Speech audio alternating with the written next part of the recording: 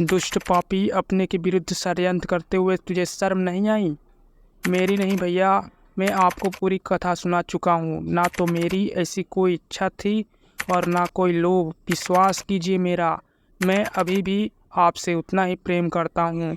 असत्य लोभी, तू इसे प्रेम कहता है? अगर तूने मुझसे साफ साफ कहा होता कि भ्राता मुझे किष्किंधा का राज चाहिए, तो मैं तुझे खुशी खुशी दे देता। लेकिन ये छल, अब तो मैं तेरे प्राण लेकर ही रहूँगा। किष्किंधा की पूरी जनता उस युद्ध को देख रही थी। दो पहाड़ जैसी ताकत रखने वाले भाई लड़ रहे थे। वानर राज्य का राजा सुग्रीव अपने बड़े भाई महाबली बाली के सामने ठिगना सा दिख रहा था। बाली के गदा चलाने में ये कौशलता थी कि बड़े बड़े दैत्य भी उसके सामने टिक नहीं पाते थे।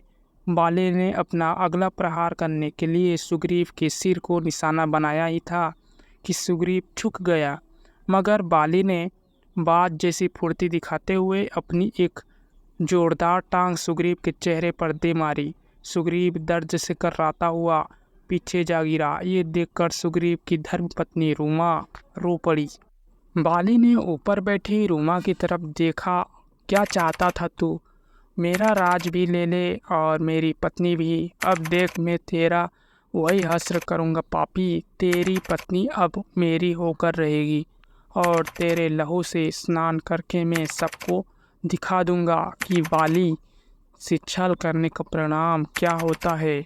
और फिर जैसे ही बाली अपनी पूरी ताकत से गदा को हवा में उठाकर सुग्रीव के सिर पर मारने लगा, ठीक उसी समय सुग्रीव ने अपनी गदा को आगे कर दिया। एक गूंज चारों तरफ गूंज उठी, लेकिन बाली की ताकत के सामने सुग्रीव को उसे रोकना मुश्किल हो रहा था। उसकी गदा बाली के दबाव से नीचे होने लगी। सुग्रीव चीख उठा, सज्जनों, कोई तो बताओ, मैं ऐसा नहीं चाहता था। परिस्थितियाँ ही कुछ ऐसी थी, समय के हाथों विवश हो गया। मैं आज किसी की नहीं सुनूंगा। जब सत्य मुझे स्पष्ट दिखाई दे रहा है तो क्या मैं किसी से उसका प्रमाण मांगूं? और कोई बोलेगा भी तो क्या? तूने सबको अपनी तरफ जो मिला लिया है। और फिर इतना कहते ही बाली ने सुग्रीव का अंग वस्त्र उसकी देह से खींचकर दूर फेंक दिया। इस अपमानजनक दृश्य को देखकर किष्किंधा की संपूर्ण प्रजा सहम सी गई और उन सबके हाथ उनके मुख पर आ गए। युद्ध अपनी जगह था, किंतु इस तरह का अपमान सुग्रीव की आंसुओं से भरी आंखें शर्म से जमीन में गड़े जा रही थी। शांत हो जाइए भैया, ये मत करिए। आप वापस आ गए हैं और मैं आपको राज्य दे दूंगा, लेकिन इस तरह आप कहेंगे तो मैं कुटिया में रह लूँगा, जिससे तू सबको एक बार फिर से इकट्ठा करके मेरे विरुद्ध कर सके, या फिर दोबारा किसी दैत्य या राक्षस के साथ मिलकर मेरे प्राण हरने की चेष्टा करे। कदापि नहीं। और फिर देखते ही देखते बाली ने घुमाते हुए अपनी गदा सुग्रीव के पीठ पर दे मारी। सुग्रीव के मुंह से खून छलक उठा। रूमा ने अपना सर दूसरी तरफ मोड़ लिया। गिरते हुए सुग्रीव की गर्दन की तरफ बाली का हाथ बढ़ा और उसने सुग्रीव के अंगों पर सजे हुए सारे आभूषण छीन लिए। मोती और दूसरे रत्न मिट्टी में गिर पड़े। सुग्रीव के लिए चलना मुश्किल हो गया था। वो कर्राते हुए मिट्टी में खिसकने लगा। बाली ने तब उसकी पीठ पर अपना पैर रख दिया और अपनी गदा को अपने कंधे पर, और फिर उसने अपने चारों ओर अपनी दृष्टि दौड़ाई।